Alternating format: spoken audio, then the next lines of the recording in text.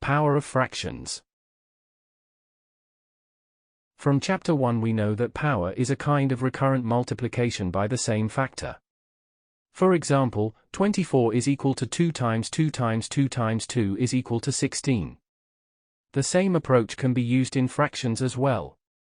Thus, for example, we can write the following shown on screen. In general, we can write, when you are dealing with mixed numbers or integers, it is better to have them written as fractions, as it is a category that includes all these numbers. For example, if we have the following. We cannot write the result as 10 and 1/3, but we can convert both numbers as fractions and then make the operation. Thus, we have the following as shown on screen. As you see, we obtain a different result, so the first method, multiplying the whole part separately, is wrong.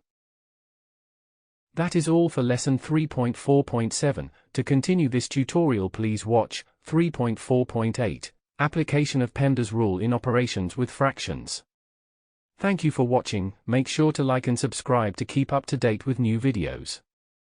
For more information, calculators, and tutorials, please visit www.icalculator.info.